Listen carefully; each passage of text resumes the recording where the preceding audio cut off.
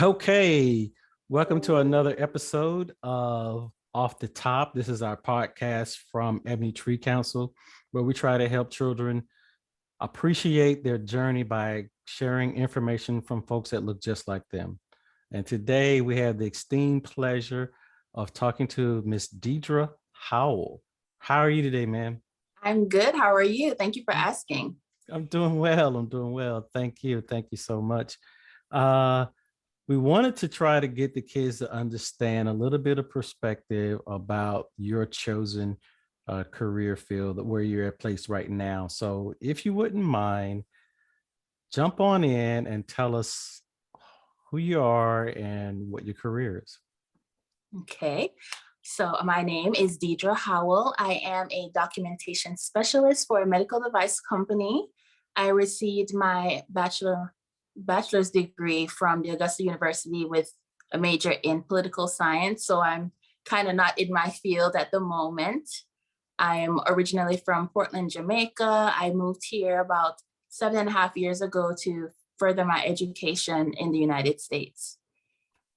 Wonderful, wonderful. And so, a documentation specialist, could you elaborate for us a little bit on what that entails?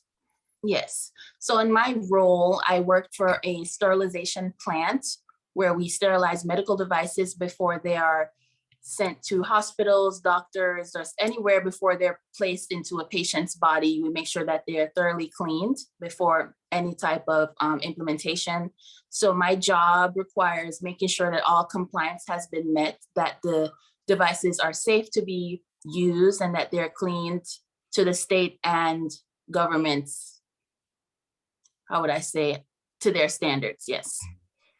That's pretty significant, particularly given, all the risk involved with medical equipment and things that could turn into a liable situation. Yes. You're kind of keeping the medical equipment company honest and above board and thoroughly in compliant with state and federal regulations. Yes, we are.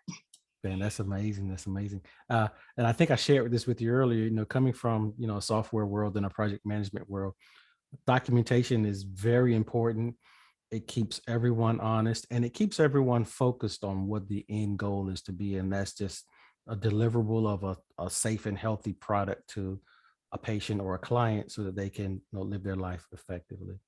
Definitely. So if you wouldn't mind, just tell us a little bit about your college experience. So my college experience actually started at Gordon State College, which is a smaller 2 to 4 year college outside in the city of Barnesville, Georgia.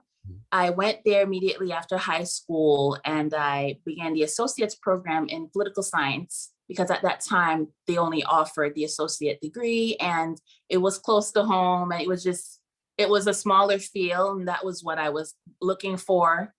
So during that time, I was really just focused on getting my associates and branching off to another college. So I really just kept my head down, worked, did my schooling, and that was it.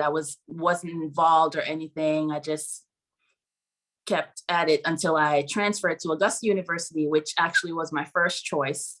But because I was living in Covington at the time, it was about an hour and 45-minute drive. So it wasn't practical for my family and I to drive down there on the weekends without a car. Mm-hmm. So fast forwarding to 2017, when I transferred there, it was just everything I hoped for in a college experience, me living in the dorms. I had a car at that time, so I could drive around, do what I wanted to do, So it was good. But then, that's when the bulk of the work really started. And that's when I had to push myself more and let go of some of those procrastination habits that I had before and really buckle down because I was in the big leagues at this time. These were students that they knew their stuff. Their parents were already in the military, or they just had a knack for these type of foreign policy issues that I didn't. Mm-hmm. So it really pushed me when I transferred to that school. Well, thank you for sharing that. And you said something that was very important and kind of segues into my next question. And You mentioned having to buckle down and get rid of a few habits that were holding you back, like, for example, procrastination. What did it take for you to recognize that you needed to shift your mindset or your habits? I love telling the story. It happened in my US foreign policy class with Dr. Craig Albert. I'm shouting him out because I will send this to him. I was told that he was an intense professor and I didn't believe it. I was like, how intense could he be? And I wrote my first paper for him and I got a C on the paper. Hmm. And he stood in front of class and he said, you guys, this is awful. And I took that and I went home and I cried because I thought I did really well. How could he have given me a C? And, I really took to heart with it. And I took my paper with the C. I went to his office and I said, this is an A paper. And I was adamant, this is an A paper. And he laid it out to me why it wasn't Hmm. and told me that there are students that actually took him in previous classes that made an F on the paper and Wow. they knew how to write for him. And Mhm. this is my first time writing for him and I got a C. And he told me that I actually did well. And I never made a C again in his class because I took what he said to me. If other students have taken him before and they made an F, and this is my first try, okay, this is what I need to correct. This is what I need to look into. This is what I need to read more and study more so that I can do better in his class. And I passed the class with an A. So that was my first time. I cried, the only class that ever made me cry. And it straightened me out. But I mean, it left an indelible impression on you in terms of work ethic that you might be carrying today. Yes. Those types of experience. What what would you say was most helpful in your high school in preparing you for college? In my high school, I'll use my high school experience in Jamaica because I Mhm. finished my high school experience in Jamaica and I had to retake the 11th and 12th grade here for the SAT, ACT purposes. I will say in Jamaica, during the ninth grade, we took a total of 15 classes for the year, which exposed us to various aspects, whether clothing and textiles, food and nutrition, art. We took 4 different types of sciences. So that type of upbringing and that type of schooling forced you to buckle down to focus on what is really important, how to make use of your time, and also, get the grades that you are looking for because you obviously want to do the best and you want to be placed or ranked best in class, but it's a lot of courses to take. So that forces you to just prioritize your work. Well, and that's a key discipline for a lot of our kids needs to understand is adjusting to prioritizing your task and your work is a skill that, at Ebony Tree Council, we think that many young people really need to practice well in advance of getting into college because it's a catch up game once you get into college to learn how to discipline and prioritize your task at that point. It is. Mhm. So tell me something. What was it about political science, besides that it was a small industry, that made you want to pursue that? When I was younger, I was always told that when I would see political parties on TV, it didn't matter the side that my family came from, it just always enticed me, or I could just see myself on a podium speaking or giving a speech to a school. So I think I took that with me all the way to high school. And I said, hey, I think I want to become a diplomat or work in some area of foreign service or foreign policy. So that's what kind of influenced me to the political science department. Mhm. I've also I've been always good in social sciences in terms of my schooling, my homework in social studies. I always did well. And I always felt more comfortable when I was in a class or a situation that was circled around that. So that's what put me in that position. Wow, that's very admirable. Not many people want to pursue a career or degree in political science because there are stereotypes surrounding the career field. But when you look at it from the perspective that you're sharing, the opportunity to be a public servant as a diplomat or foreign service person, helping people understand where you come from or bridging the gap between two countries, it's a really significant responsibility to be able to get into that field and help build policies that grow communities together. That's really incredible. So tell us,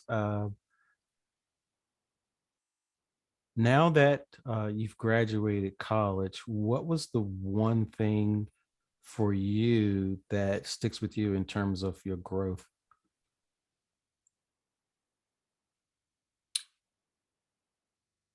In terms of growth, I think the one thing that I hold on to is that you have to keep going, because there are a lot of times, they were a lot of times in college when I just thought, oh, I'm just going to give up. This class is too hard.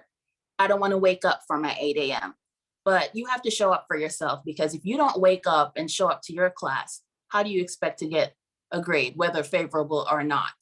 If you don't take your exam, who do you expect to walk in your name and collect your degree, or even will you even receive a degree at the end of the day if you don't show up for yourself? So it's just being responsible for yourself. I know a lot of people think when I'm 18 and I go to college, I'm an adult. You are an adult, and you are there to make your own decisions, but you're responsible for your education. That's why you went to college, to get an education, to further yourself, to make something of yourself. And if you're not doing the work, then you won't reap the rewards either. So was that something that you kind of observed that while you were going through college, that some of the peers were not as focused on their pursuits? Definitely. I mean, there are some, and I think that's the general understanding, that when you go to college, it's for partying and making friends. And I've seen where you can do it all and you can still make a 4.0, and you can still do internships. So it's all about what you want to get out of the college experience. If you're going there for just partying and making friends, well, that's what you'll do, and that's what you'll receive in the end. But if you are definitely going there to make something of yourself, to get an education, you will do whatever it takes, to late night studying versus partying with friends. So it just depends on the person and what they're going there to achieve, really. And what I admire about you, and I wanted to bring this out, we haven't talked about this earlier, is that not only did you pursue your academics, but you were able to participate in some organizations that helped to formulate different pathways and experiences for you. Can you say a little bit about your extracurriculars? Yes. While at Augusta University, I decided it was time for me to actually start participating in a lot of things that I saw on campus.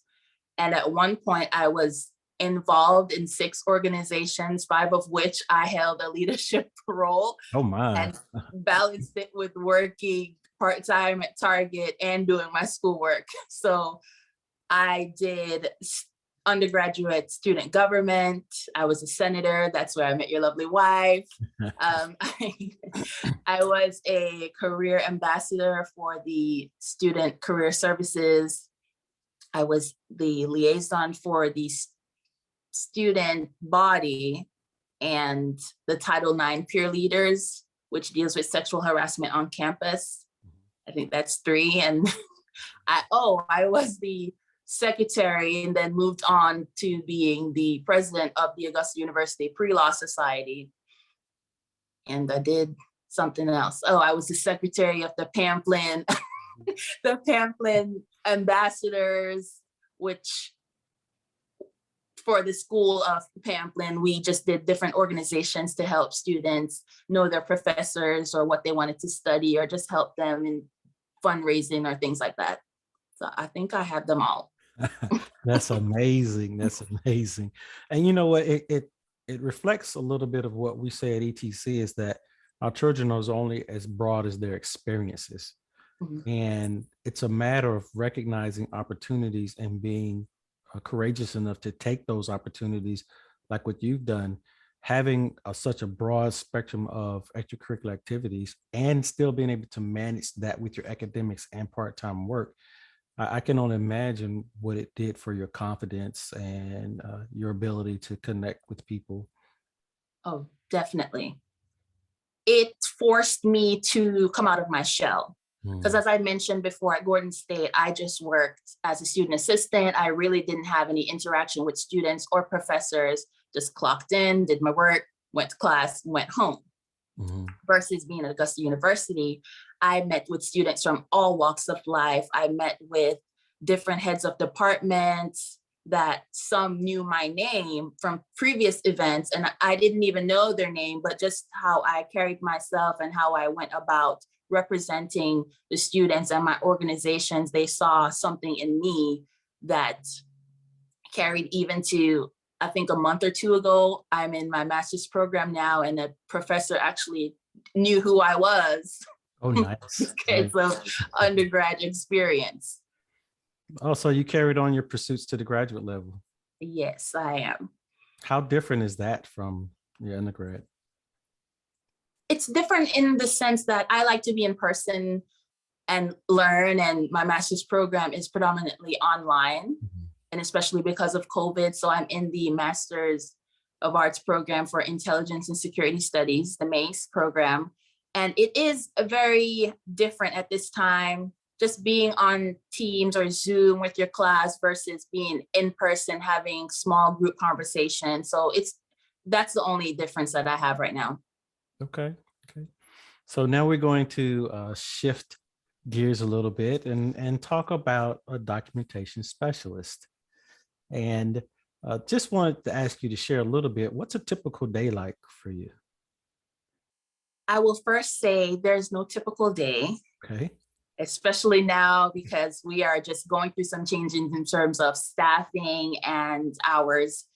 But a typical day really would begin with me getting to work maybe around 6 or 6:30 a.m. Mhm. because our plants are 24/7 in terms of sterility.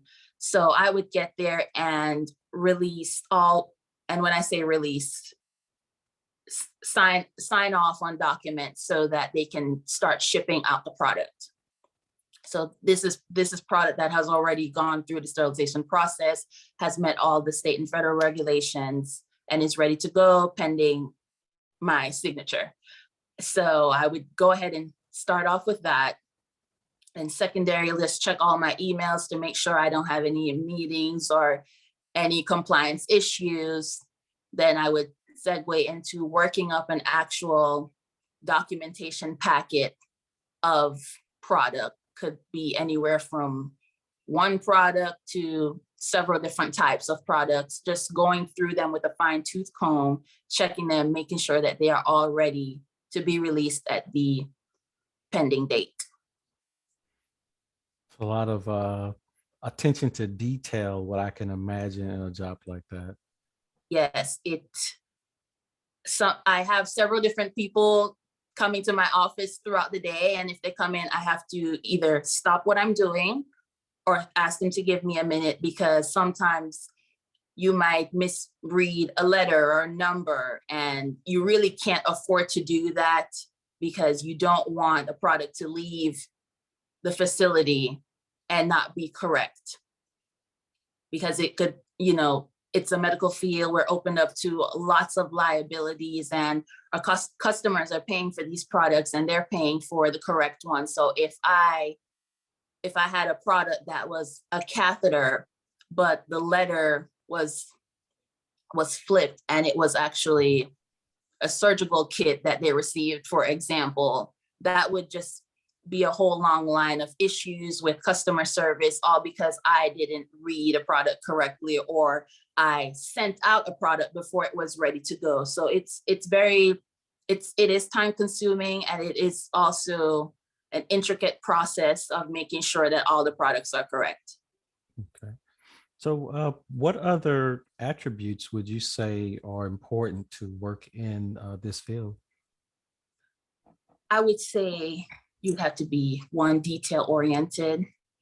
You have to be also a self starter. A lot of times with my projects, you know how emails are. Sometimes people don't answer your emails for days. And I am not one of those persons that likes to sit around and wait for 3 or 4 days for an email, because some products are temperature sensitive or need to be shipped out or something before the end of the week, or a patient needs it by tomorrow. So I can't wait on someone to answer an email. So you have to be a self-starter. I'd also say you have to be disciplined. We follow a lot of regulations. We are tested multiple times for the year to make sure that we are compliant. There's so many tests that I have to take, and that I have to really know. If I make a mistake on a test, then I have to go back over my procedure and reading it and making sure. And if there's something wrong with the procedure, that's where I try to help change it. Or I, do the best that I can to make sure that I understand it, the people that are writing it understand it, and also the other people that it affects. So I would say that. I think I lost my train of thought there. But Well, you're doing great, man. You're doing great. And so, you were telling us about the attributes that are important for your job, and yes, attention to detail was one of them that really come out really strong. But you also mentioned having a depth of knowledge in the products. You didn't say those exact words, but it sounded like you had to very quickly get into the product catalog for your company and really understand the differences in the products and what's required for each product. yes. Just to tie into that as well, I deal with I tell people, a lot of letters and a lot of numbers. Mm-hmm. That's what I deal with on a daily basis. Someone could come in there to me with a code and say, oh, this code is supposed to go to this company. I said, that's not possible. That code doesn't go there. And they're like, well, how do you know that? Just doing a process repetitively, day in, day out, working with these companies during emails, during their meetings of compliance, and working with their procedures. I'm talking 56 pages Mm-hmm. just for one product. Mm-hmm. And I have to thoroughly go through it and make sure that I understand it before I sign off. Because when you sign off, that's your legally binding document that you went through this and you approve of it. So once you sign your name and it's wrong, you are solely responsible for that. And I try to make sure everything is to perfection, because I take pride in what I do, regardless of the field that I'm in, regardless of what work I'm doing. If I'm signing my name to something, I have to make sure it is to perfection and that I can defend what I did. And that's really important that you bring that out, particularly in the circumstances that you find yourself in, is because, statement of the obvious, you're in a documentation specialist, but not quite working in political science. However, you take pride in your work. Yes. Many folks will take a job just to have a job so they can pay the bills, but pride of ownership and pride of something that you deliver to someone else is critically important, because that opens avenues to other opportunities. Yes, it does. Mm-hmm. I believe if you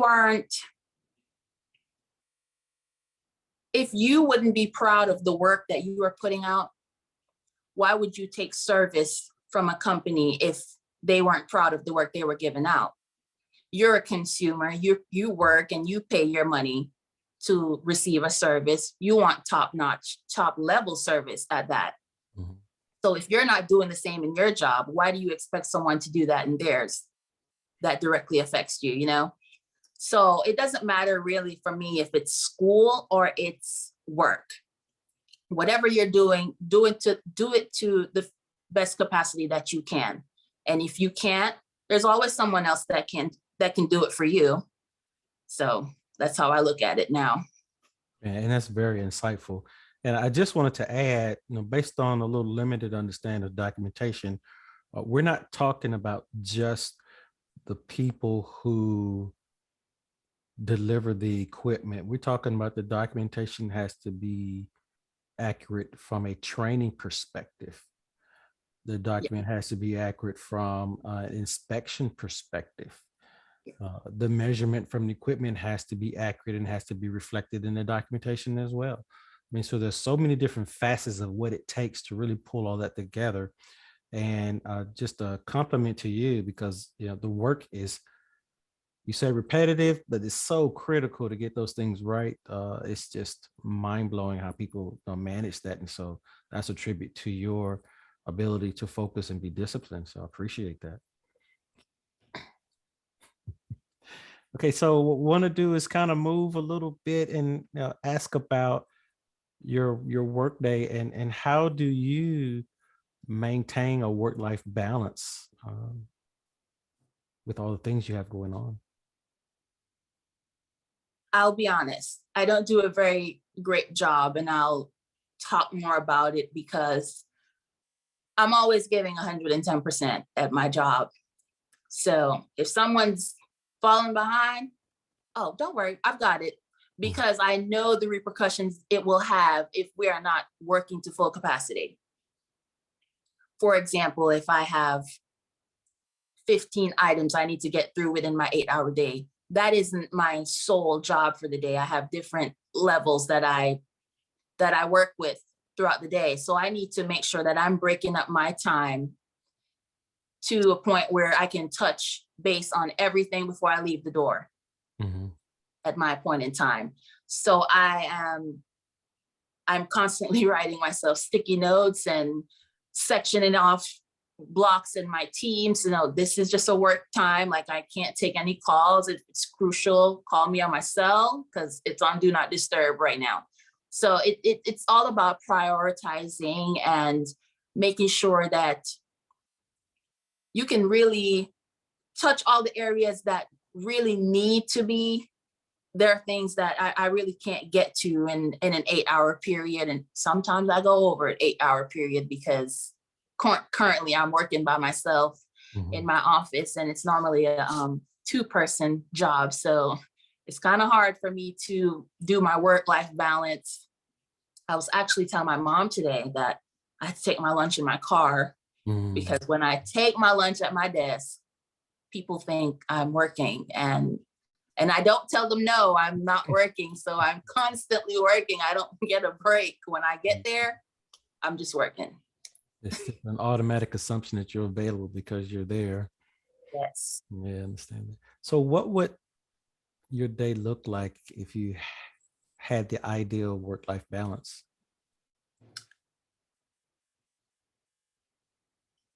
I wouldn't say that it would change much because there are times we have slow periods and intense periods at work. And now it's we just started the fiscal year. So this is an intense period.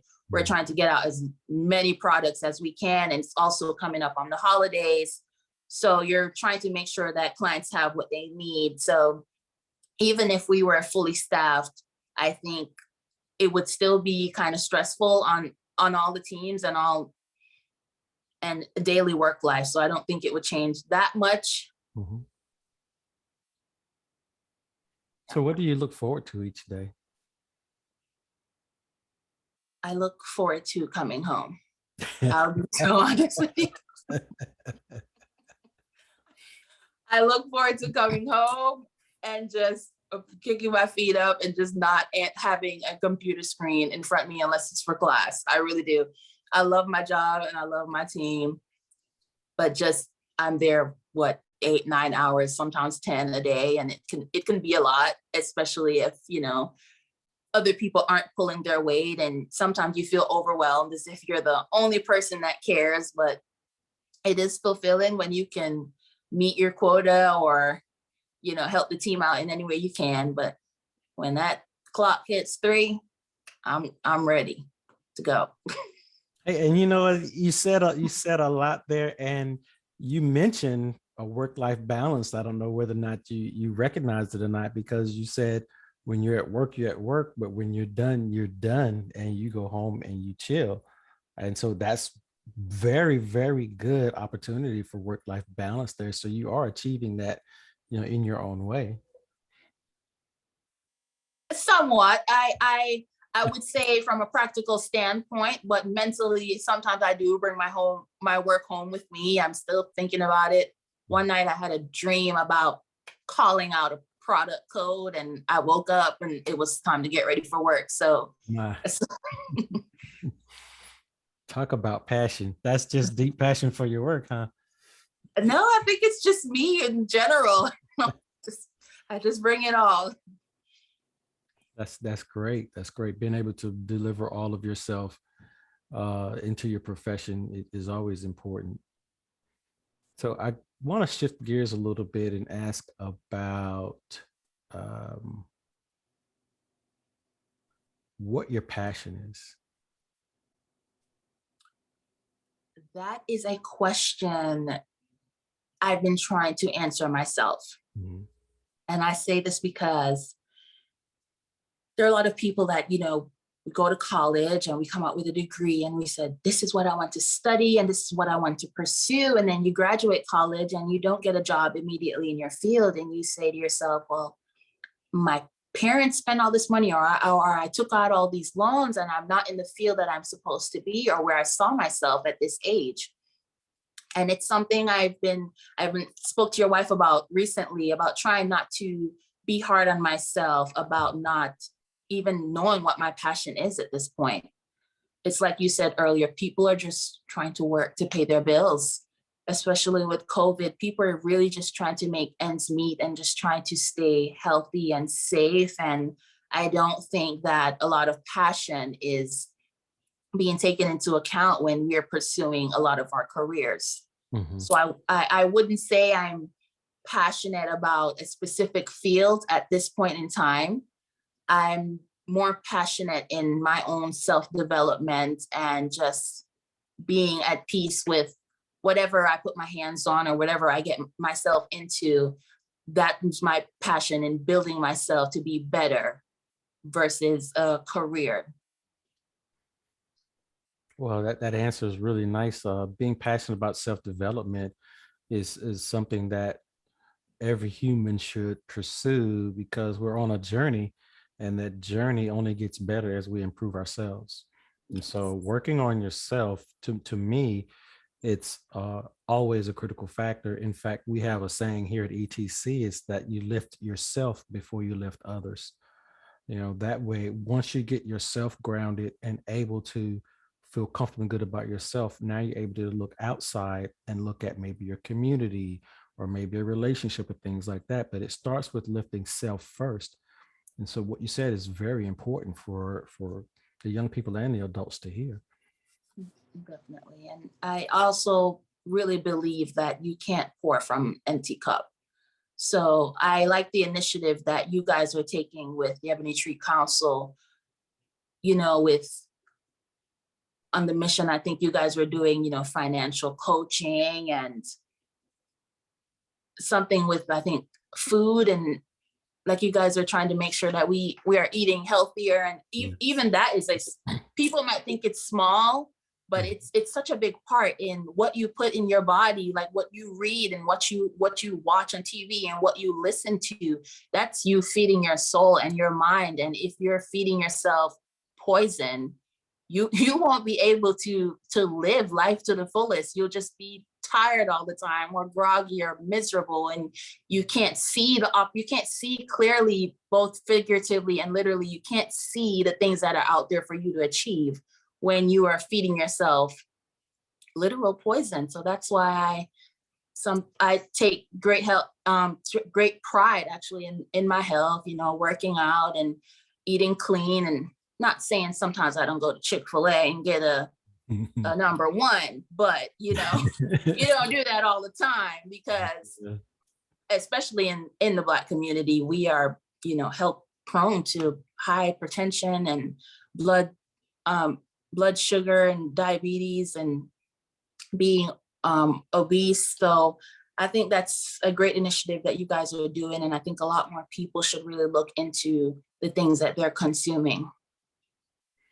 Thank you for saying that. And it's something that we do feel strongly about, is that we want to lift people up, mind, body, and spirit. And as you mentioned, you know, that input, that intake could be content, it could be food, it could be negative thoughts that you bring upon yourself. All those things are pouring into your soul, your spirit, your mind, and it produces an output that may not serve you well. And so we're trying to get people to look at a different perspective on making an output that serves them better than what they've been served themselves before. And you mentioned something, I want to kind of dig a little bit deeper in there. And you said that especially in the Black community, we're used to a certain type of lifestyle that oftentimes doesn't serve us. I'm paraphrasing. Can you elaborate on that a little bit? Yes, I will say that I think our community, you know, I love us Mm-hmm, and I love our food and I love our culture and I love everything about us.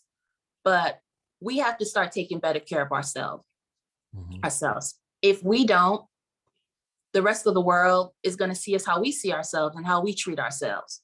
So it starts from within. If you want to be, I'm not saying that you should be focused on what people really think of you, live your life to the fullest. But if we are not taking the necessary steps that we need to make ourselves better, we can't look to other communities or other entities to help us make ourselves better.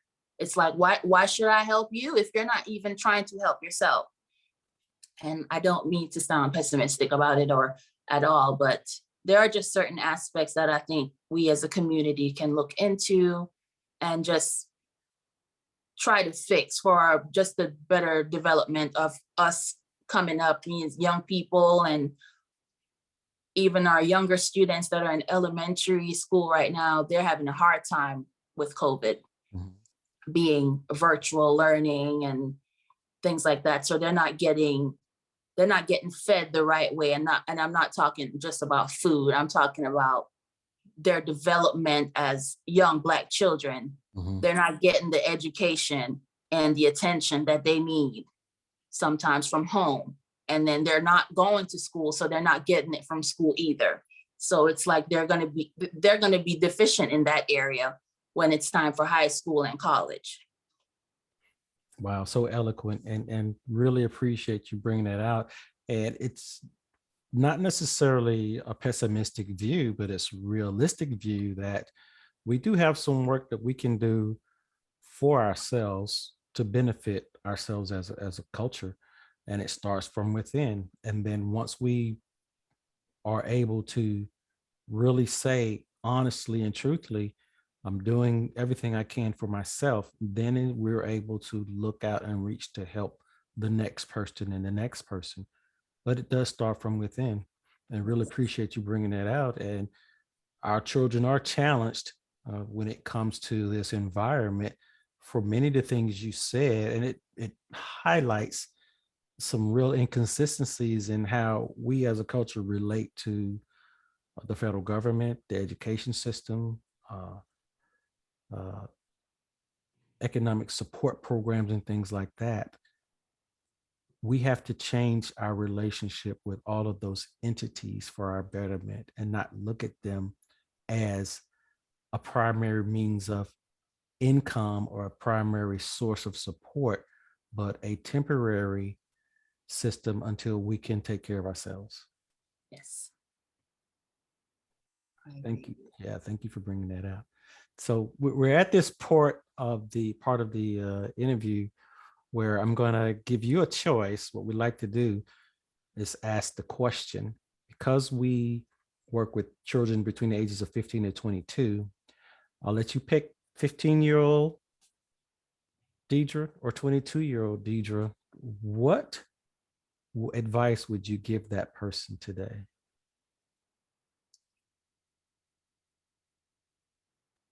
I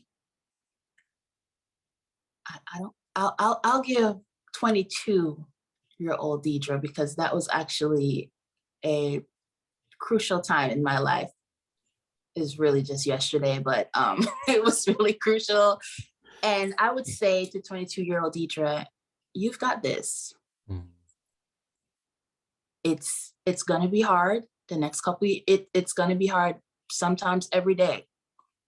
Sometimes you're not gonna have the money. Sometimes you're not going to have the family support, you're not going to have the friends, but it's going to be okay because you know who you are and you know what you stand for and you know what you can achieve when you put your mind to it. And the naysayers mean nothing to you. And I say all this proudly now to my 22-year-old self, not that I am, making a six-figure and living lavishly at Buckhead or something, but I'm doing pretty well for myself, and I'm proud of myself, and I'm proud of the growth that I've had in the past few years, especially after graduating. So I'm blessed because there's some people that they don't have a job to go to in the morning. They don't have somewhere to call their home. They're sleeping in the car or sleeping under the highway. Last Thanksgiving, it was placed on my heart to just cook some. I didn't have plans. I had to work, and I planned that my one day off, I was going to cook some food and take to some homeless people that I saw under the I-20 ramp from 285. Mm. And I woke up and I cooked like crazy. That's the largest turkey I've ever seen. And I made it and I took it in my car and I was driving around for hours giving out food because there's just so many things you can complain about, but why would you complain when there's someone that has it worse than you? Mm-hmm. And I was even listening to Mary Mary's Thankful song on my way Yes, yeah. on my way home this evening, and I was like, that really spoke to my soul because there are just so many things. Just waking up is a privilege. I can go in my refrigerator right now and have a glass of wine or some juice, like so many small mercies, and I don't think we realize that at a young age, or we really take that stuff for granted from our parents, always providing for us. But when you're on your own and you have to do it for yourself, you value what you have and you take pride in what you have and how you go about getting it. So I would tell myself at 22, you got it. Don't look back. Don't care about what people have to say about you or how they treat you, because God's got your back and you are fearless and you are wonderfully made and you got this. Nice, nice, nice. Where do you see yourself 5 years from now? In 5 years from now, I would have graduated with my master's in intelligence and security studies. Mhm. I would have purchased my first home. I would have probably finished law school. We'll see. That's like a asterisk up there. But in 5 years, I'll be content and happy with myself and with my growth and the things that I have accomplished. Because as I was saying before, a lot of people don't get to go to college or have that experience. Some people finish high school and just go straight to working, like my parents did. So I'm just grateful for any opportunity that I have. And I think self-development isn't just gained in school. There are so many resources out. There are Google resources where you can literally go online and get certified for a position for free. There are podcasts like the Ebony Tree Council that you can listen to. There are DIYs on YouTube and you can start your own business. So I don't think, yes, I want, our community to thrive in school and everything, but there are always other ways of improvement. So in 5 years, I'll just be content in wherever I'm at and whatever I'm doing. Okay. So you're content and it's 5 years from now. So where are you sitting? What does it look like? What does it smell like? I'm sitting in a high-rise building, an office, Mhm. my office, looking at a beautiful city. I don't know where it is. I'm probably working in crisis management. I am possibly the youngest person to ever hold that position. I am happy with the work that I'm doing. I'm happy with my relationship with my family and friends. I'm happy with the impact that I can make on different lives every day. It it it smells like victory to me. It smells like happiness. It smells like just a proud moment. It's nostalgic to my sixth grade graduation from my elementary school, and I had both my parents there, and I was crying. I was the only person that cried that day, and I was just so happy. I told them I was hungry, but I was really just so happy to be graduating. And it's just 5 years from now, wherever I'm sitting and whatever I'm doing, that's what I was meant to be doing. And I'm thankful for it and I'm happy for it and just looking forward to the next 5 years from there. What a beautiful vision. Just one more question for you. What did you change about yourself to achieve that? Wow. You guys are asking the tough questions. I learned to let go. Mhm. Learned to let go of things that weren't serving me. I also learned to take back my energy from things that were draining me, whether that be family, friends, relationships, work culture, society. I had someone tell me just this week that they couldn't find me online.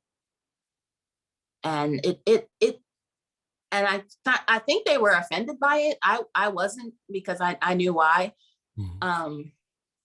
But that's because I had to detox. We live in an age of social media where everyone is looking to it and judging themselves on not being a 25-year-old in a penthouse downtown Atlanta with a Range Rover. Mhm. I don't have a Range Rover. I Mhm. might have one day, but I don't have one right now. And that's okay. I'm content with that.